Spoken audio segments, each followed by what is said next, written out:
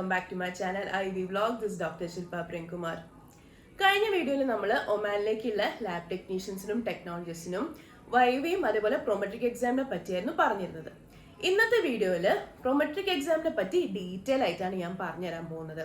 Syllabus എന്തൊക്കെയാണ്, എത്ര attempts ഉണ്ട്, അതുപോലെ എത്രയാണ് ഈ എക്സാമിന് കോസ്റ്റ് വരുന്നത്, ഈ 3 കാര്യങ്ങളാണ് ഇൻ ഡീറ്റെയിൽ ആയിട്ടും പറഞ്ഞുതരാൻ പോകുന്നത്.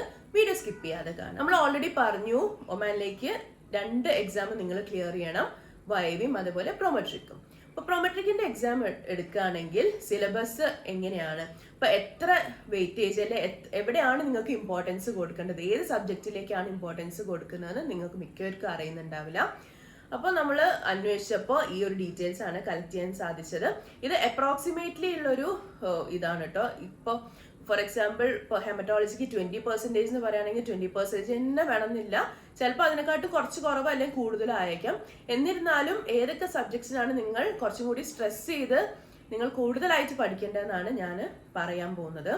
അപ്പോൾ മേജറായിട്ടും നിങ്ങൾ സ്ട്രെസ് ചെയ്ത് കൊടുക്കേണ്ട സബ്ജക്ട്സ് ആണ് ഒന്ന് haematology, biochemistry, blood bank and microbiology. ഈ 4 സബ്ജക്ട്സിനും 20% ആണ് അപ്രോക്സിമേറ്റ്ലി ക്വസ്റ്റ്യൻസ് വരിക. ബാക്കിയുള്ള 20%-ൽ 15% വരുന്നത് ഇമ്യൂണോളജിയും സെറോളജിയും, ബാക്കി 5% മാത്രമാണ് ഹിസ്റ്റോ ടെക്നിക്സും സൈറ്റോ ടെക്നിക്സും.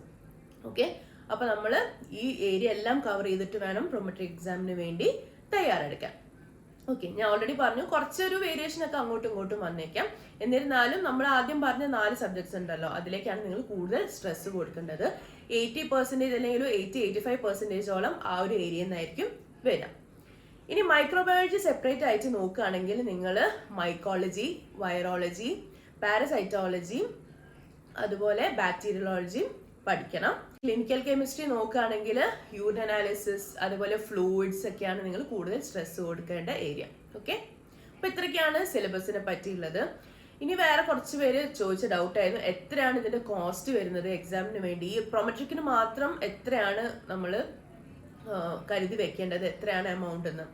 അപ്രോക്സിമേറ്റ്ലി $175 ആണ് വരുന്നത്. അതായത് 15,000 to 20,000 ഇന്ത്യൻ റുപ്പീസ് ആണ് ഈ ഒരു എക്സാമിന് വേണ്ടി നിങ്ങൾ മാറ്റി വെക്കേണ്ട ഒരു എമൗണ്ട്. ഓക്കെ, ഇനി ലാസ്റ്റ് നമ്മൾ പറയാൻ പോകുന്നത് എത്ര അറ്റംപ്റ്റ്സ് ആണ് ഈ പ്രൊമെട്രിക് എക്സാമിന് ഉള്ളതെന്ന്. ഒരു വർഷത്തിൽ നിങ്ങൾക്ക് 3 അറ്റംപ്റ്റ്സ് മാത്രമേ ഉള്ളൂ.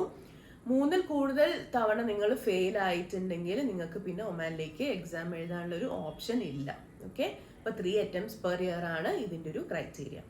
ഈ ഒരു വീഡിയോ നിങ്ങൾക്ക് എല്ലാവർക്കും യൂസ്ഫുൾ ആയെന്ന് പ്രതീക്ഷിക്കുന്നു. നെക്സ്റ്റ് വീഡിയോയിൽ നമ്മൾ വൈവേനെ പറ്റി ഫുൾ ഡീറ്റെയിൽസ് ആണ് പറയാൻ പോകുന്നത്.